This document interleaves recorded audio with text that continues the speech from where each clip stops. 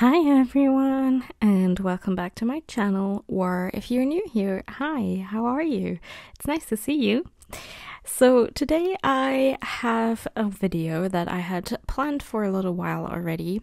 I had this idea in my head to basically play a really relaxing game, something like Stardew Valley, which I really enjoy and I have found really enjoyable watching videos about.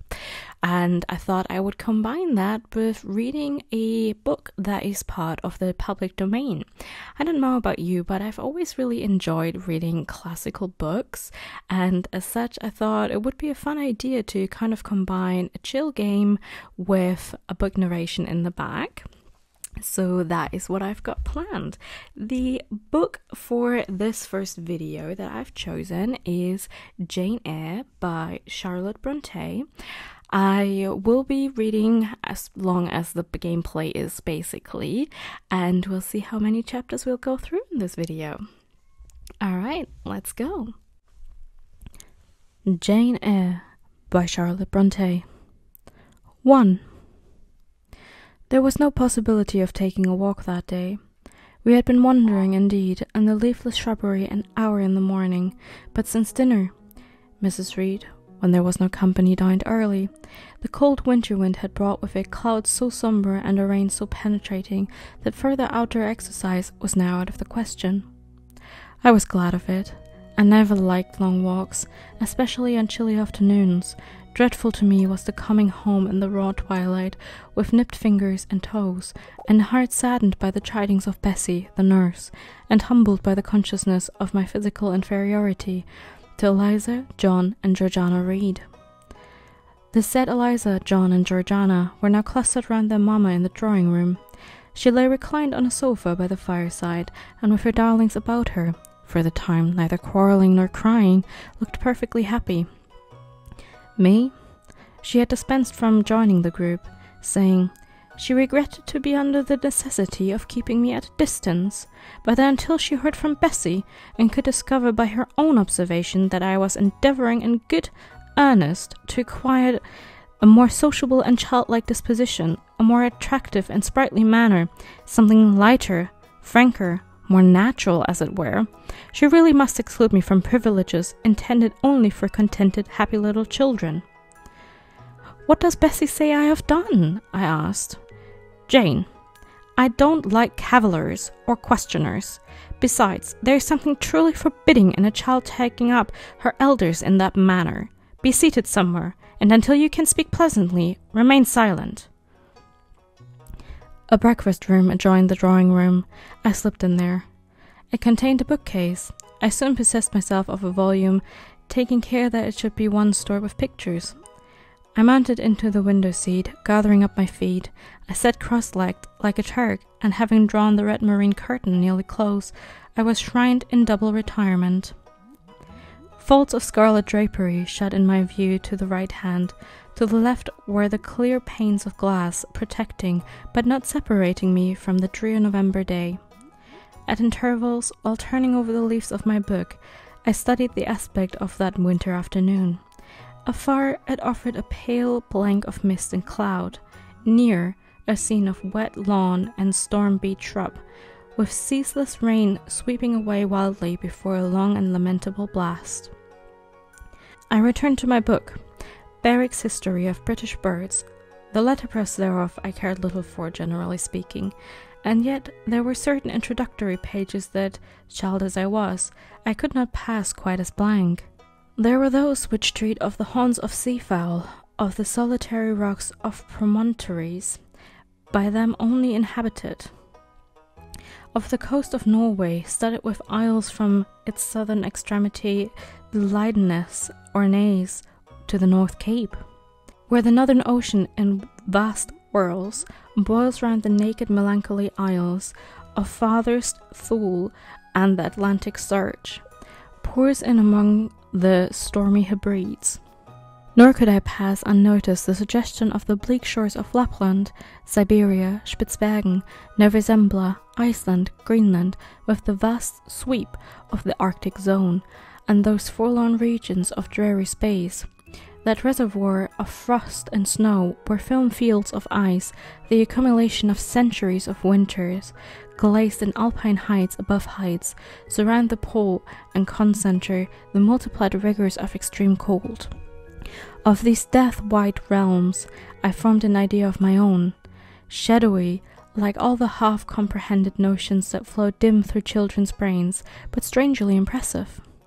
The words in these introductory pages connected themselves with the succeeding vignettes and gave significance to the rock standing up alone in a sea of billow and spray, to the broken boat stranded on a desolate coast, to the cold and ghastly moon glancing through bars of cloud at a wreck just sinking.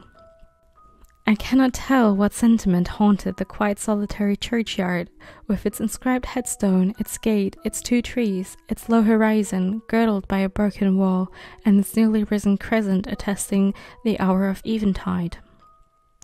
The 2 ships becalmed on a torpid sea, I believe to be marine phantoms. The fiend, pinning down the thief's pack behind him, I passed over quickly. It was an object of terror. So was the black-horned thing seated aloof on a rock, surveying a distant crowd surrounding the gallows. Each picture told a story, mysterious often to my underdeveloped understanding and imperfect feelings, yet ever profoundly interesting as the tales Bessie sometimes narrated on winter evenings when she chanced to be in good humour, and when, having brought her ironing table to the nursery hearth, she led us to sit about it.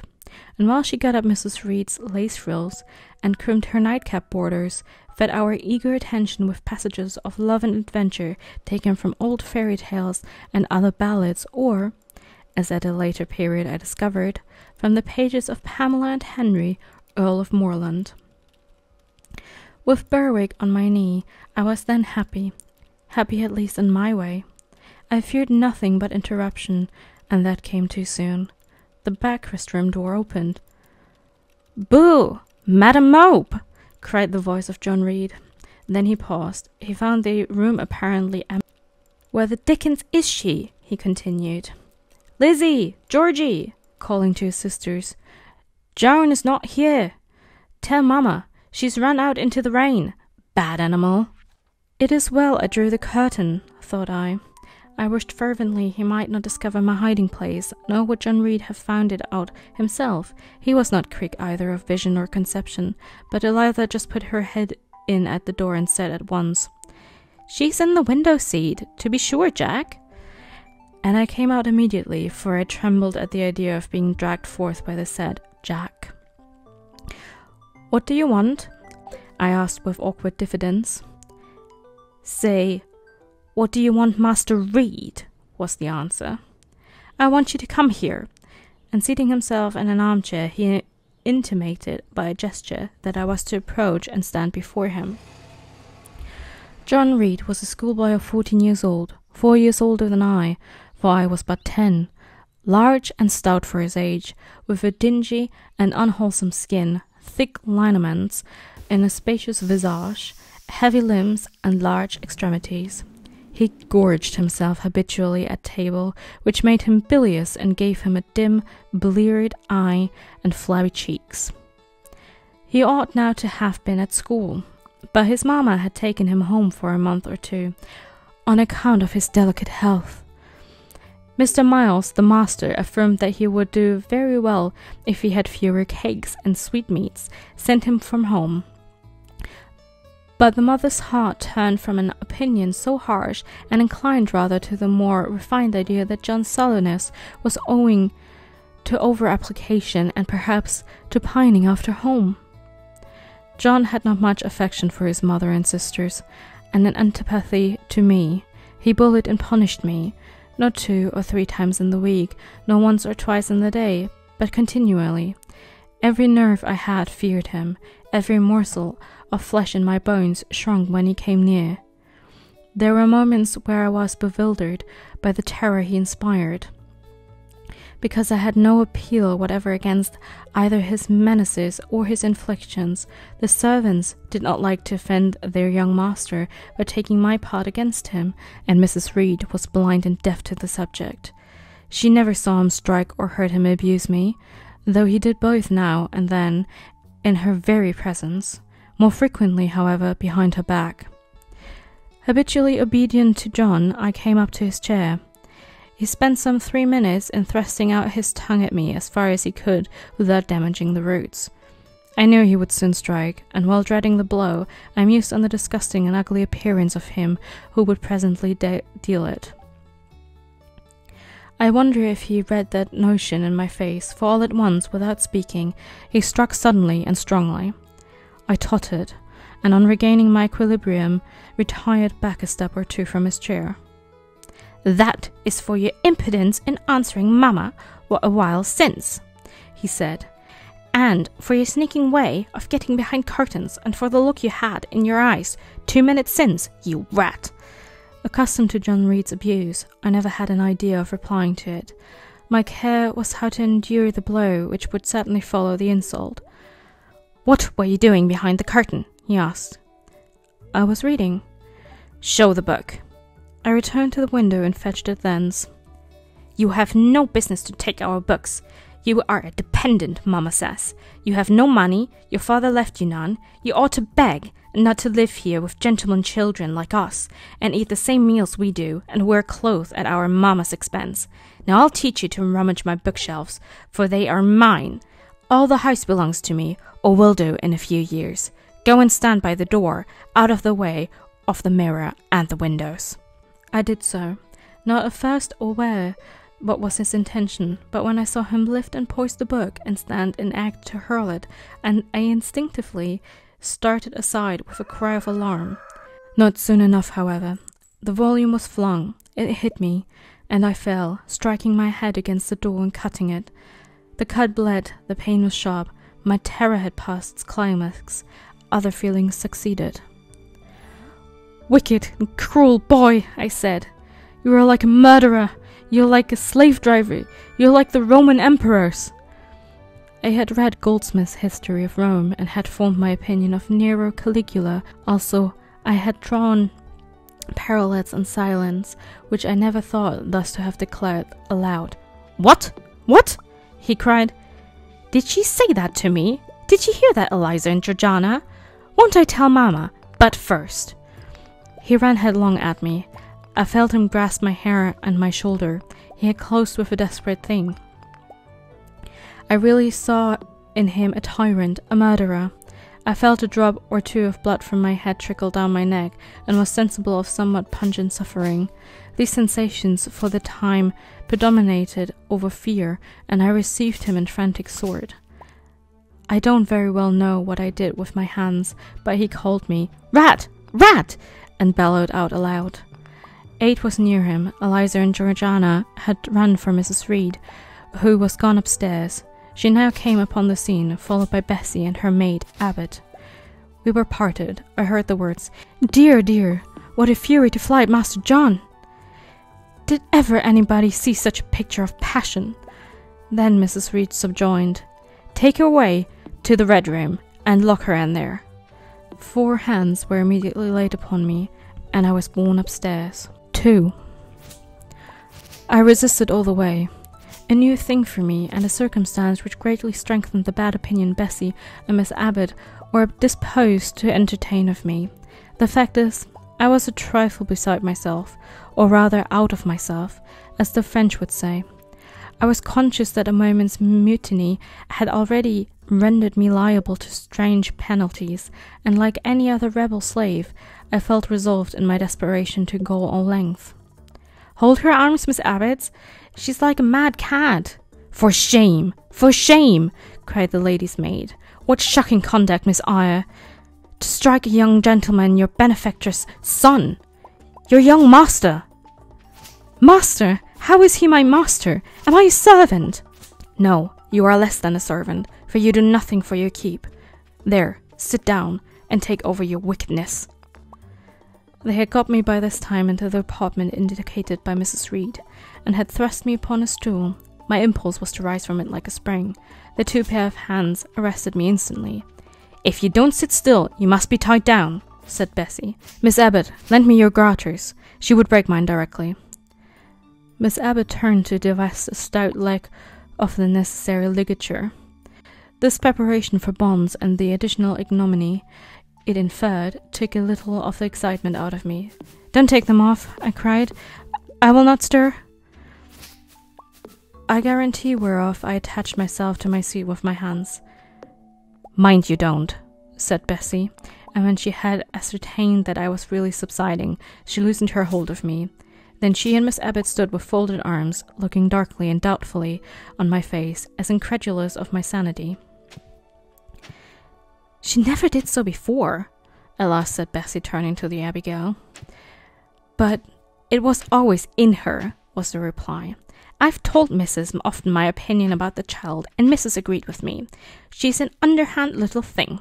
I never saw a girl of her age with so much cover." Bessie answered not, but ere long, addressing me, she said, "You ought to be aware, miss, that you are under obligations to Mrs. Reed. She keeps you. If she were to turn you off, you would have to go to the poorhouse." I had nothing to say to these words. They were not new to me. My very first recollections of existence included hints of the same kind. This reproach of my dependence had become a vague sing-song in my ear, very painful and crushing, but only half intelligible. Miss Abbot joined in. "And you ought not to think yourself on an equality with the Mrs. Reed and Master Reed, because Mrs. kindly allows you to be brought up with them. They will have a great deal of money, and you will have none. It is your place to be humble, and to try to make yourself agreeable to them." "What we tell you is for your good," as did Bessie in no harsh voice. "You should try to be useful and pleasant. Then, perhaps, you would have a home here. But if you become passionate and rude, Mrs. will send you away, I am sure." "Besides," said Miss Abbot, "God will punish her. He might strike her dead in the midst of her tantrums, and then where would she go? Come, Bessie, we will leave her. I wouldn't have her heart for anything. Say your prayers, Miss Eyre, when you are by yourself, for if you don't repent, something bad might be permitted to come down the chimney and fetch you away." They went, shutting the door and locking it behind them. The Red Room was a square chamber, very seldom slept in. I might say never, indeed, unless when a chance influx of visitors at Gateshead Hall rendered it necessary to turn to account all the accommodation it contained. Yet it was one of the largest and stateliest chambers in the mansion. A bed supported on massive pillars of mahogany, hung with curtains of deep red damask, stood out like a tabernacle in the centre. The two large windows with their blinds always drawn down were half-shrouded in festoons and falls of similar drapery. The carpet was red. The table at the foot of the bed was covered with a crimson cloth. The walls were a soft fawn colour with a blush of pink in it. The wardrobe, the toilet table, the chairs were of darkly polished old mahogany. Out of these deep surrounding shades rose high and glared wide the piled-up mattresses and pillows of the bed, spread with a snowy Marseille counterpane. Scarcely less prominent was an ample-cushioned, easy chair near the head of the bed, also wide, with a footstool before it, and looking, as I thought, like a pale throne. This room was chill, because it seldom had a fire. It was silent, because remote from the nursery and kitchen, solemn because it was known to be so seldom entered. The housemaid alone came here on Saturdays to wipe from the mirrors and the furniture a week's quiet dust, and Mrs. Reed herself, at far intervals, visited it to review the contents of a certain secret drawer in the wardrobe, where were stored divers parchments, her jewel casket, and a miniature of her deceased husband, and in those last words lies the secret of the Red Room, the spell which kept it so lonely in spite of its grandeur. Mr. Reed had been dead 9 years. It was in this chamber he breathed his last. Here he lay in state, hence his coffin was borne by the undertaker's men, and since that day a sense of dreary consecration had guarded it from frequent intrusion. My seat, to which Bessie and the bitter Miss Abbot had left me riveted, was a low ottoman near the marble chimney-piece. The bed rose before me. To my right hand there was the high dark wardrobe with subdued, broken reflections wearing the gloss of its panels. To my left were the muffled windows. A great looking-glass between them repeated the vacant majesty of the bed and room. I was not quite sure whether they had locked the door, and when I dared to move, I got up and went to see. Alas, yes, no jail was ever more secure. Returning, I had to cross before the looking-glass. My fascinated glance involuntarily explored the depth it revealed.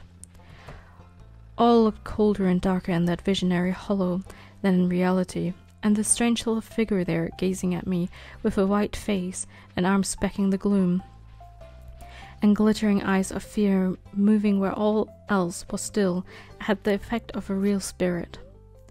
I thought it like one of the tiny phantoms, half fairy, half imp, Bessie's evening stories represented as coming out of lone, ferny dells and moors, and appearing before the eyes of belated travellers.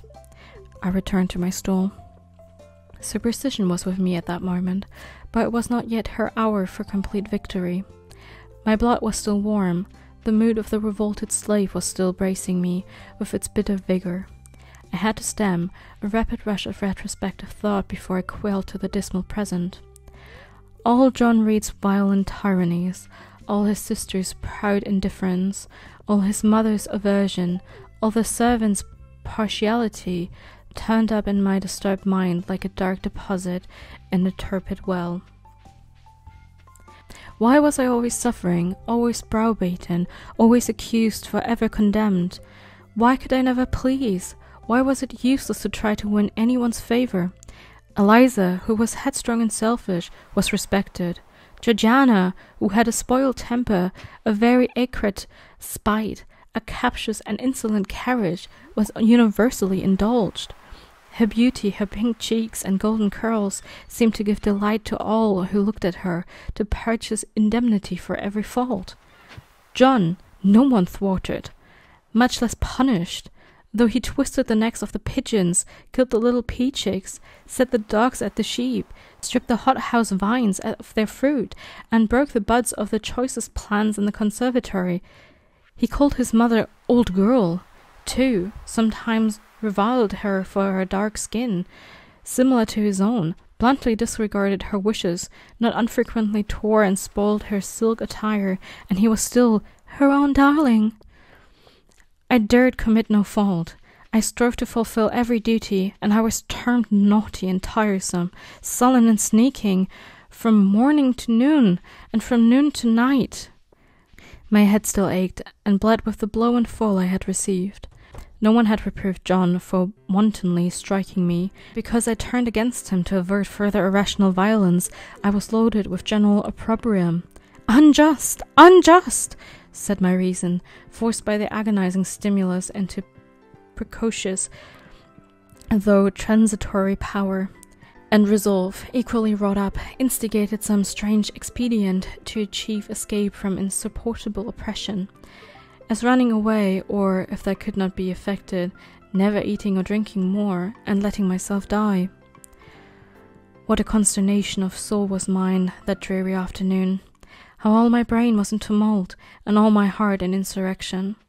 Yet in what darkness, what dense ignorance was the mental battle fought! I could not answer the ceaseless inward question, why I thus suffered, now at the distance off. I will not say how many years I see it clearly. I was a discord in Gateshead Hall. I was like nobody there. I had nothing in harmony with Mrs. Reed or her children, or her chosen vassalage. If they did not love me, in fact, as little did I love them. They were not bound to regard with affection a thing that could not sympathize with one amongst them.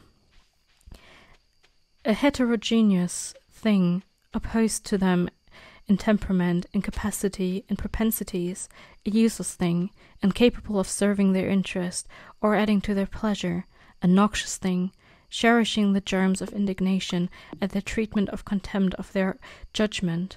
I know that had I been a sanguine, brilliant, careless, exacting, handsome, romping child, though equally dependent and friendless, Mrs. Reed would have endured my presence more complacently. Her children would have entertained for me more of the cordiality of fellow-feeling. The servants would have been less prone to make me the scapegoat of the nursery. Daylight began to forsake the red room. It was past 4 o'clock, and the beclouded afternoon was tending to drear twilight. I heard the rain still beating continuously on the staircase window, and the window howling in the grove behind the hall. I grew by degrees cold as a stone, and then my courage sank. My habitual mood of humiliation, self-doubt, forlorn depression fell damp on the embers of my decaying ire. All said I was wicked, and perhaps I might be so. What thought had I been just conceiving of starving myself to death? That certainly was a crime, and was I fit to die? Or was the vault under the chancel of Gateshead Church an inviting bourne? In such vault, I had been told, did Mr. Reed lie buried, and led by his thought to recall his idea, I dwelt on it with gathering dread. I could not remember him, but I knew that he was my own uncle, my mother's brother, that he had taken me when a parentless infant to his house, and that in his last moments he had required a promise of Mrs. Reed, that she would rear and maintain me as one of her own children. Mrs. Reed probably considered she had kept this promise, and so she had, I dare say, as well as her nature would permit her. But how could she really like an interloper not of her race, and unconnected with her after her husband's death by any tie? It must have been most irksome to find herself bound by a hard-wrung pledge to stand in the stead of a parent to a strange child she could not love, and to see an uncongenial alien permanently intruded on her own family group. A singular notion dawned upon me. I doubted not, never doubted, that if Mr. Reed had been alive, he would have treated me kindly. And now, as I sat looking at the white bed and overshadowed walls, occasionally also turning a fascinated eye towards the dimly gleaming mirror, I began to recall what I had heard of dead men troubled in their graves by the violation of their last wishes, revisiting the earth to punish the perjured and avenge the oppressed, and I thought Mr. Reed's spirit, harassed by the wrongs of his sister's child, might quit its abode, whether in the church vault or in the unknown world of the departed, and rise before me in this chamber, fearful lest any sign of violent grief might waken a preternatural voice to comfort me, or elicit from the gloom some haloed face bending over me with strange pity. This idea, consolatory in theory, I felt would be terrible if realized. With all my might I endeavored to stifle it.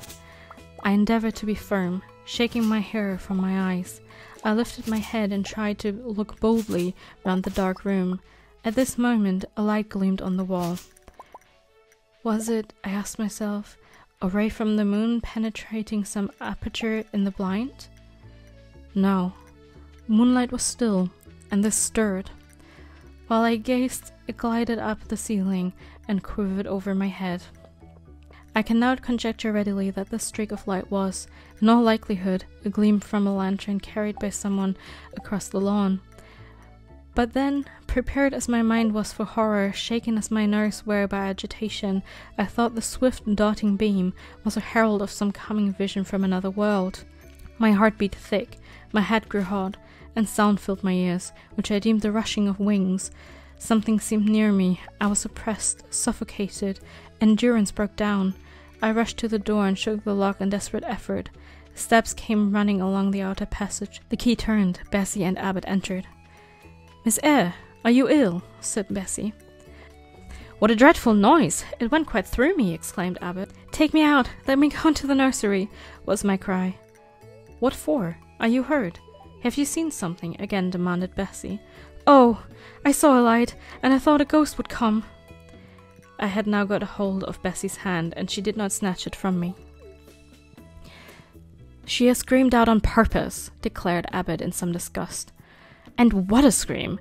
If she had been in great pain, one would have excused it, but she only wanted to bring us all here. I know her naughty tricks." "What is all this?" demanded another voice peremptorily, and Mrs. Reed came along the corridor, her cap flying wide, her gown rustling stormily.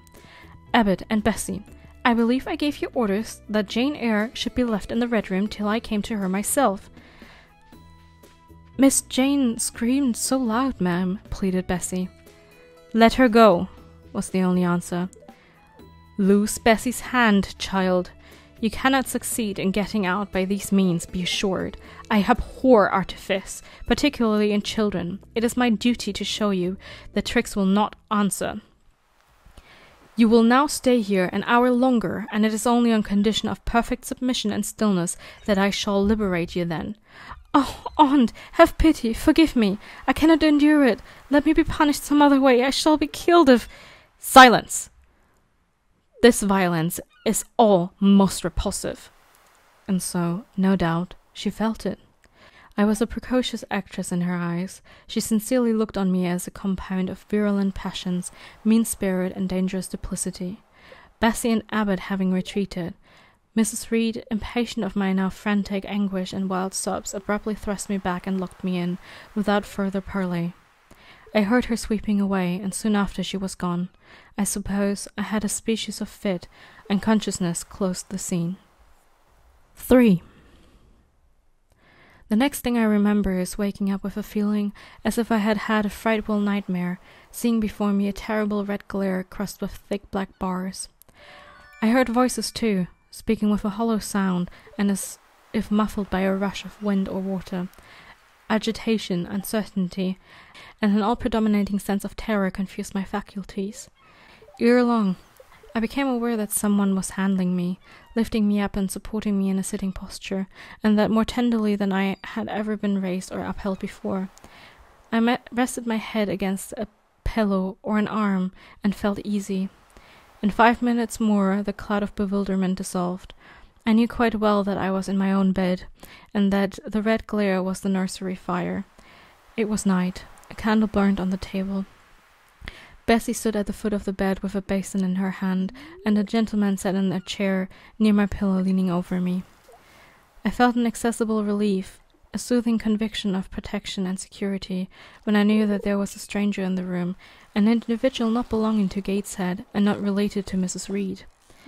Turning from Bessie, though her presence was far less obnoxious to me than that of Abbot, for instance, would have been, I scrutinized the face of the gentleman. I knew him. It was Mr. Lloyd, an apothecary, sometimes called in by Mrs. Reed when the servants were ailing. For herself and the children she employed a physician. "Well, who am I?" he asked.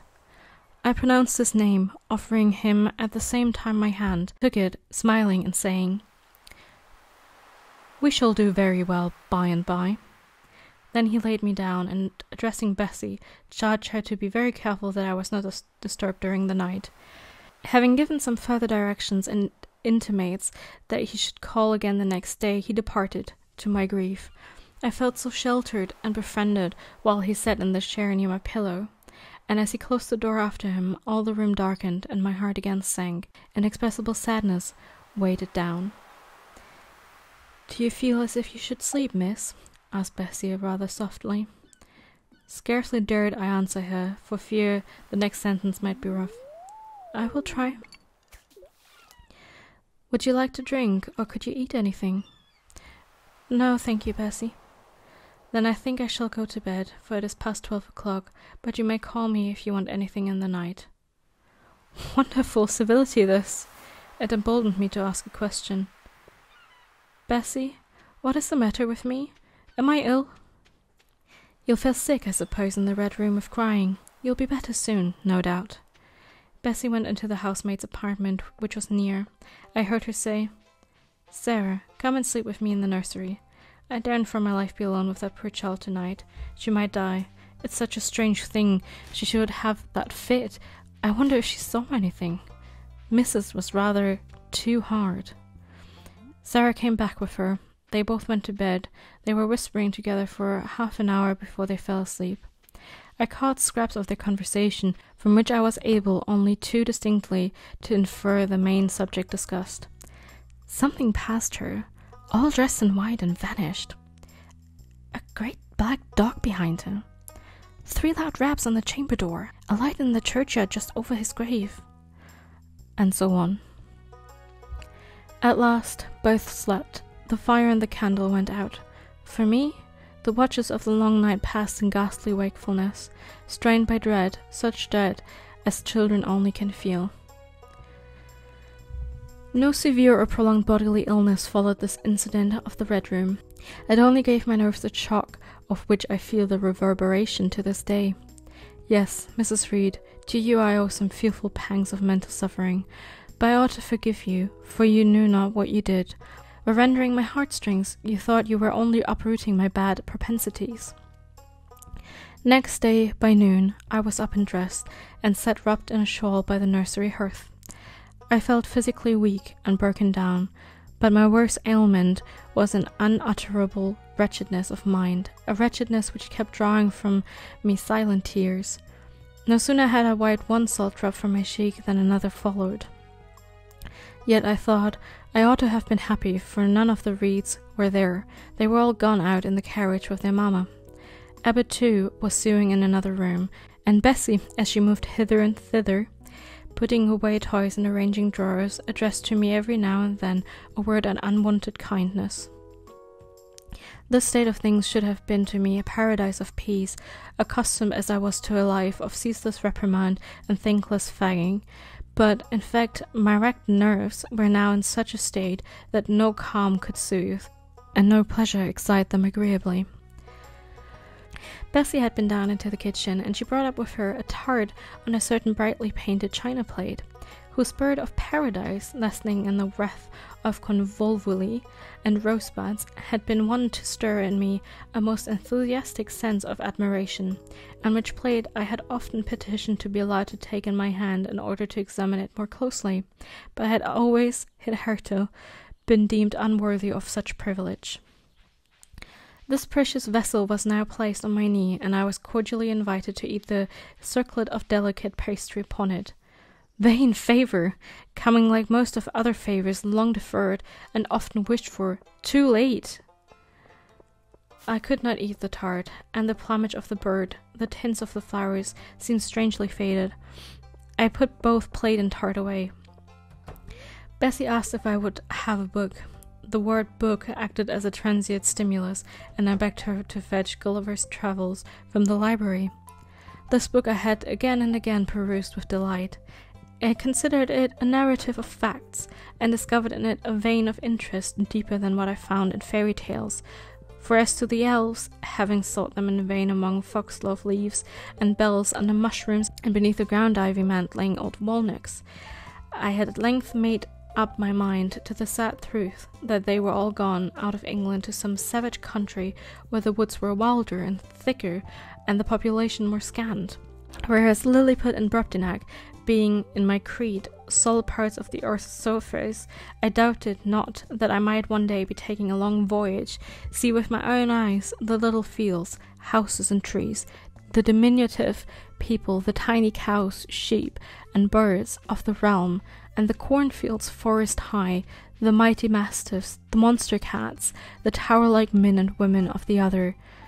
Yet, when this cherished volume was now placed in my hand, when I turned over its leaves and sought in its marvellous pictures the charm I had, till now never failed to find, all was eerie and dreary. The giants were gaunt goblins, the pygmies malevolent and fearful imps, Gulliver a most desolate wanderer in most dread and dangerous regions. I closed the book, which I dared no longer peruse, and put it on the table beside the untasted tart. Bessie had now finished dusting and tidying the room, and having washed her hands, she opened a certain little drawer full of splendid shreds of silk and satin, and began making a new bonnet for Georgiana's doll. Meantime she sang. Her song was, "In the days when we went gypsying, a long time ago." I had often heard the song before, and always with lively delight, for Bessie had a sweet voice, at least I thought so. But no, though her voice was still sweet, I found in its melody an indescribable sadness. Sometimes, preoccupied with her works, she sang the refrain, very low, very lingerily. A long time ago came out like the saddest cadence of a funeral hymn. She passed into another ballad, this time a really doleful one. "Come, Miss Jane, don't cry," said Bessie as she finished. She might as well have said to the fire, "Don't burn." But how could she divine the morbid suffering to which I was prey? In the course of the morning, Mr. Lloyd came again.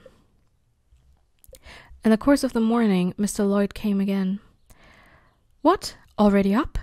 said he as he entered the nursery. "Well, nurse, how is she?" Bessie answered that I was doing very well. "Then she ought to look more cheerful. Come here, Miss Jane. Your name is Jane, is it not?"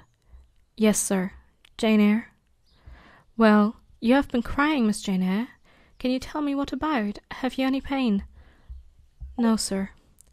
"Oh, I dare say she's crying because she could not go out with the missus in the carriage," interposed Bessie. "Surely not. Why, she's too old for such pettishness." I thought so too, and my self-esteem being wounded by the false charge, I answered promptly, "I never cried for such a thing in my life. I hate going out in the carriage. I cry because I am miserable." "Oh, fie, miss," said Bessie. The good apothecary appeared a little puzzled. I was standing before him. He fixed his eyes on me very steadily. His eyes were small and grey, not very bright, but I dare say I should think them shrewd now. He had a hard-featured yet good-natured looking face. Having considered me at leisure, he said, "What made you ill yesterday?"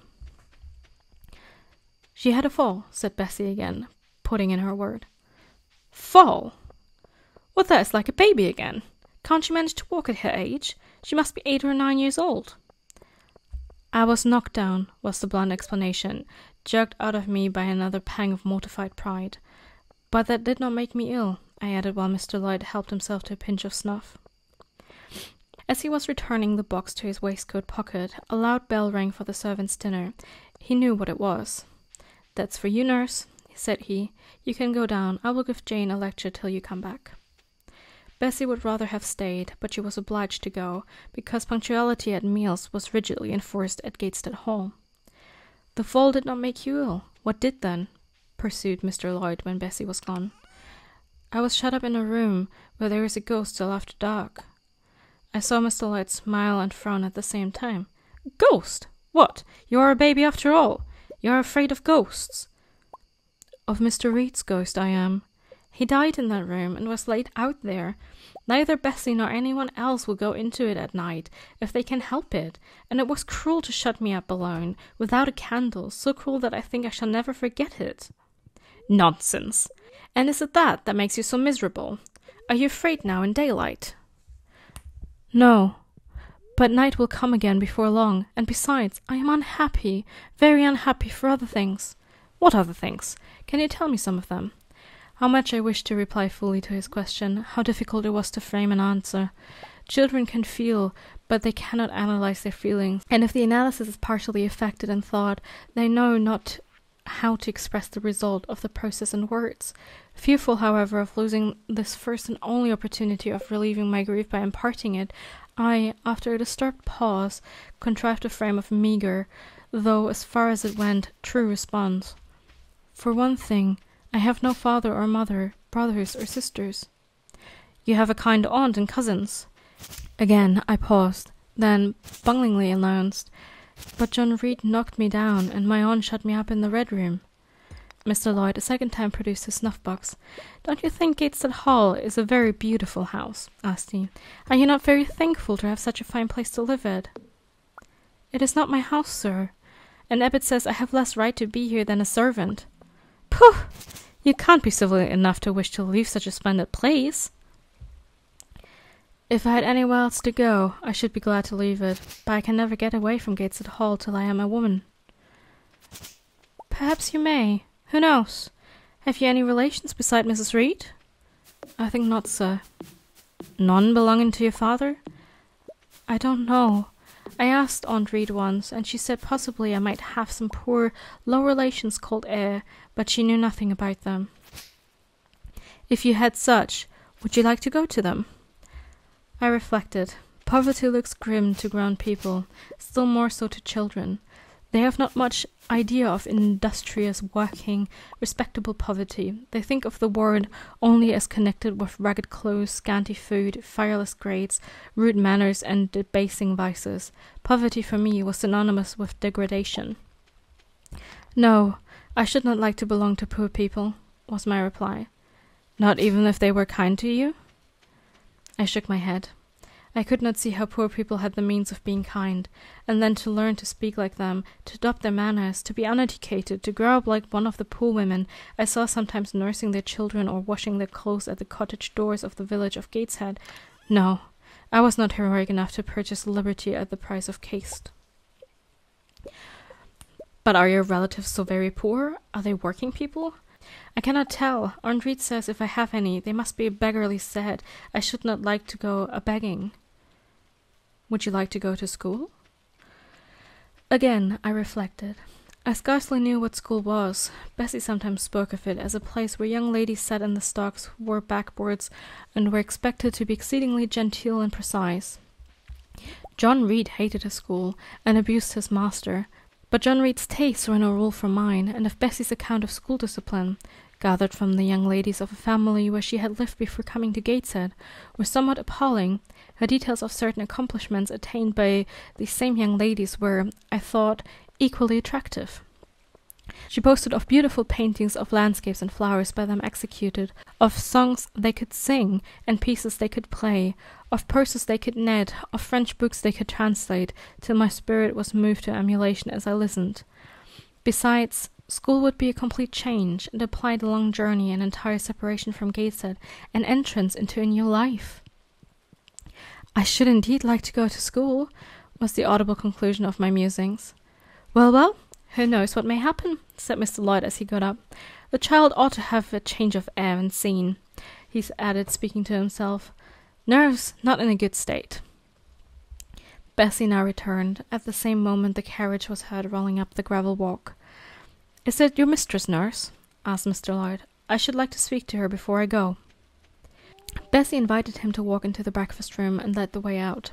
In the interview which followed between him and Mrs. Reed, I presume from after occurrences that the apothecary ventured to recommend my being sent to school, and the recommendation was no doubt readily enough adopted, for as Abbot said in discussing the subject with Bessie when both sat sewing in the nursery one night after I was in bed and they thought asleep, Mrs. was, she dared say, glad enough to get rid of such tiresome, ill-conditioned child, who always looked as if she were watching everybody and scheming plots underhand. Abbot, I think, gave me credit for being a sort of infantine Guy Fawkes. On that same occasion I learned for the first time from Mrs. Abbot's communications to Bessie that my father had been a poor clergyman, that my mother had married him against the wishes of her friends, who considered the match beneath her, that my grandfather Reed was so irritated at her disobedience he cut her off without a shilling, that after my mother and father had been married a year, the latter caught the typhus fever, while visiting among the poor of a large manufacturing town where his curacy was situated, and where that disease was then prevalent, that my mother took the infection from him, and both died within a month of each other. Bessie, when she heard this narrative, sighed and said, Poor Miss Jane is to be pitied too, Abbot. Yes, responded Abbot. If she were a nice, pretty child, one might compassionate her forlornness, but one really cannot care for such a little toad at that. Not a great deal, to be sure, agreed Bessie. At any rate, a beauty like Miss Georgiana would be more moving in the same condition. Yes, I dote on Miss Georgiana, cried the fervent Abbot. Like darling, with her long curls and her blue eyes, such a sweet colour as she has, just as if she were painted. Bessie, I could fancy a Welsh rabbit for supper. So could I, with a roast onion. Come, we'll go down. They went. Alright everyone, that is my first video in the series of paper play. I hope you enjoyed the video. If you did, please leave a like and maybe subscribe, and I will hopefully see you in my next video. Thank you. Bye!